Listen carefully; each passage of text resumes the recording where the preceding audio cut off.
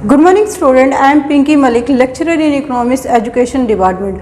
आज हम पढ़ते हैं कक्षा 11वीं economics chapter 3 method of data collection. Data collection करने के कौन कौन से मेथड होते हैं, जिनमें से दो मेथड मेन होते हैं, census method and sample method. तो हम देखेंगे सेंसस मेथड और सैंपल मेथड क्या होते हैं। सेंसस एंड सैम्पलिंग करने से पहले हमें ये जानना ज़रूरी है कि जब हम डाटा कलेक्ट करते हैं तो कोई ना कोई रिसर्च एरिया फाइंड आउट करते हैं, कोई ना कोई एरिया लेते हैं जिसमें हमारा इंटरेस्ट होता है या कोई हमारी प्रॉब्लम होती है। उस रिसर्च एरिया के अंदर हम जितने भी आइटम्स की स्टडी करते हैं उनको हम पॉपुलेशन बोलते हैं। उस पॉपुलेशन जिनकी हम स्टडी कर रहे हैं वो क्यों इम्पोर्टेंट होते हैं, उन्हीं के बेस से सैंपल और सेंसस मेथड अराइज होते हैं। पॉपुलेशन क्या होती है, पॉपुलेशन के अकॉर्डिंग ही हम सेंसस और सैंपल मेथड के बारे में जानते हैं। पॉपुलेशन, जिसको हिंदी में समग्र बोला जाता है, समग्र से क्या अभिप्राय है। सांख्यिकी में किसी भी विषय से संबंधित जो भी हम जानकारी लेना चाहते हैं उसके कुल समूह को हम या तो समग्र कहते हैं या जनसंख्या कहते हैं। समग्र या जनसंख्या, समग्र से अभिप्राय है जितने भी आइटम जिनके बारे में हम स्टडी करना चाहते हैं, जिनकी हम कैलकुलेशन करना चाहते हैं, जिसके विषय में हम जानकारी प्राप्त करना चाहते हैं, वो हमारी पॉपुलेशन कहलाती है। अगर मैं कक्षा 11वीं की स्टडी करना चाहती हूँ और उस स्टडी में 30 स्टूडेंट शामिल होते हैं तो वो पॉपुलेशन कहलाएगी। पॉपुलेशन है वो हमेशा, जिसको हम P से डिनोट कर सकते हैं, पॉपुलेशन हमेशा समीशन होती है आइटम्स की, जितने भी उसके अंदर आइटम होंगे। अब क्वेश्चन आता है कि आइटम क्या होती है, जिसको हिंदी में मद बोलते हैं। आइटम या मद, जनसंख्या की एक इकाई को एक मद बोला जाता है, यानी कि एक आइटम बोला जाता है। अगर मैं स्टडी करती हूँ 30 स्टूडेंट्स के बारे में स्टडी करती हूँ और उनमें से मैं एक स्टूडेंट को एज ए सैंपल यूज़ करती हूँ या एक स्टूडेंट के बारे में जानकारी प्राप्त करती हूँ, तो जो एक स्टूडेंट है वो एक आइटम कहलाता है। एक स्टूडेंट एक आइटम कहलाता है, 2 स्टूडेंट 2 आइटम कहलाएंगे, 3 स्टूडेंट 3, क्योंकि जो इकाइयाँ हैं उन्हीं के जो समीशन होता है वो सैंपल यानी कि पॉपुलेशन कहलाती है। पॉपुलेशन और आइटम क्या होते हैं, इसको हम इस डायग्राम से समझ सकते हैं। पॉपुलेशन का मतलब वो रिसर्च एरिया जिसके बारे में आप स्टडी कर रहे हो, वो रिसर्च एरिया में जितनी भी आइटम है, जैसे इस डायग्राम में 27 आइटम है, वो पॉपुलेशन को रिप्रेजेंट कर रही है। लेकिन अगर उस पॉपुलेशन में से मैं कुछ यूनिट ले लेती हूँ तो वो सैंपल को रिप्रेजेंट करती है। पॉपुलेशन का मतलब है टोटल नंबर, टोटल नंबर को हम पॉपुलेशन कहते हैं, जबकि सैंपल का मतलब है कुछ जो रिप्रेजेंट करते हो। तो अब हम बात करते हैं census and sample method. Census का मतलब है कि जब आप पूरी पॉपुलेशन की स्टडी करते हो। जनगणना विधि वह विधि है जिसमें कुल अनुसंधान से संबंधित समग्र या जनसंख्या की प्रत्येक मद के बारे में आंकड़े एकत्रित किए जाते हैं और उनके आधार पर निष्कर्ष निकाले जाते हैं। यानी जनसंख्या मतलब जहां कुल आइटम से है, वही जनगणना का मतलब है कि कुल आइटम की स्टडी करना, उनकी कैलकुलेशन करना। जब हम प्रत्येक स्टूडेंट से अलग अलग इंफॉर्मेशन कलेक्ट करते हैं तो वो सेंसस मेथड यानी कि जनगणना विधि कहलाती है। जैसे भारत में प्रत्येक 10 वर्ष के बाद जनगणना विधि होती है। जनगणना विधि में हम कंप्लीट इंफॉर्मेशन लेते हैं, प्रत्येक इंडिविजुअल से उसके बारे में इंफॉर्मेशन मांगी जाती है।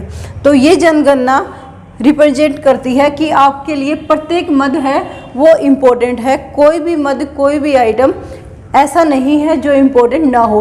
तो इस जनगणना विधि के कुछ फ़ायदे हैं और कुछ नुकसान है। तो सबसे पहले हम देख लेते हैं कि जनगणना विधि कहाँ सूटेबल है, जनगणना विधि का कहाँ प्रयोग किया जाता है।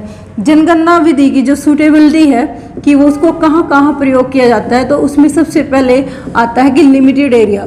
जब रिसर्च का एरिया काफ़ी लिमिटेड होता है तब हम जनगणना विधि का प्रयोग करते हैं। जैसे अगर मैं सर्च कर रही हूँ कि इकोनॉमिक्स के जो स्टूडेंट हैं वो कॉमर्स में कितने हैं जिनके पास इकोनॉमिक्स है, तो मैं अगर एक क्लास की स्टडी करती हूँ तो मैं इंडिविजुअल हर स्टूडेंट से पूछ सकती हूँ कि कितने बच्चों के पास ऐसे हैं जिनके पास इकोनॉमिक्स है और कॉमर्स भी है। लेकिन अगर मैं यही रिसर्च विषयों पे करना चाहती हूँ, वर्ल्ड पे करना चाहती हूँ, तो मैं प्रत्येक इंडिविजुअल से, प्रत्येक स्टूडेंट से नहीं पूछ सकती कि आपके पास इकोनॉमिक्स है या नहीं है।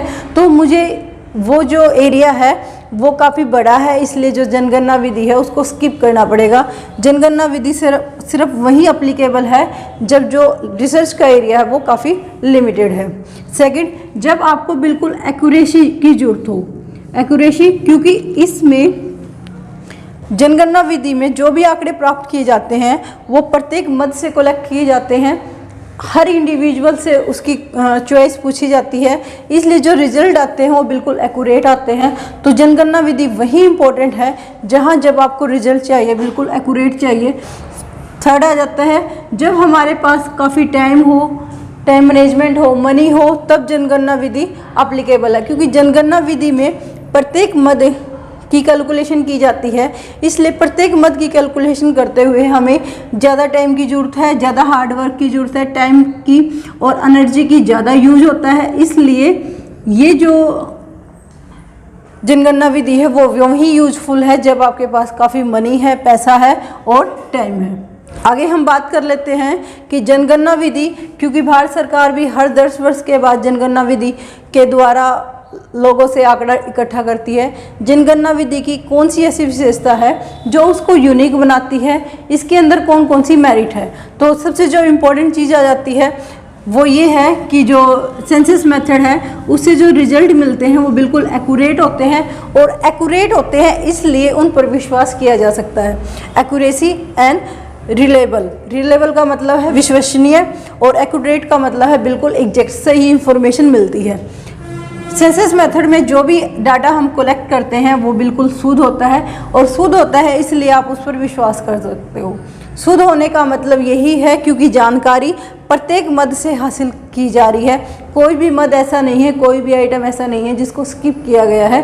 तो हर जो डाटा है उससे इंडिविजुअली डायरेक्टली हम क्वेश्चन अराइज कर रहे हैं और उससे रिसर्च कर रहे हैं, तो इसमें कोई प्रॉब्लम नहीं है कि डाटा एक्यूरेट नहीं होगा। एक्यूरेट डाटा होने की वजह से हम इस पर इजीली विश्वास कर सकते हैं। सेकंड आ जाता है लेस बायस। लेस बायस का मतलब है कि जो भी हम डाटा कलेक्ट करते हैं, जिसके बारे में हम इंफॉर्मेशन लेते हैं जनगणना विधि में, वो बिल्कुल पक्षपात रहित है। बायस का मतलब है पक्षपात। जनगणना विधि में किसी के साथ भी पक्षपात नहीं किया जाता, सबसे इंडिविजुअली हम डाटा कलेक्ट करते हैं। ऐसा नहीं है कुछ इंडिविजुअल से हमने डाटा कलेक्ट कर लिया और कुछ से डाटा कलेक्ट नहीं किया है। इसमें नो बायसनेस, कोई भी बायसनेस नहीं होती। जो रिजल्ट होता है बिल्कुल प्योर होता है। फिर आ जाता है एक्सटेंसिव इंफॉर्मेशन।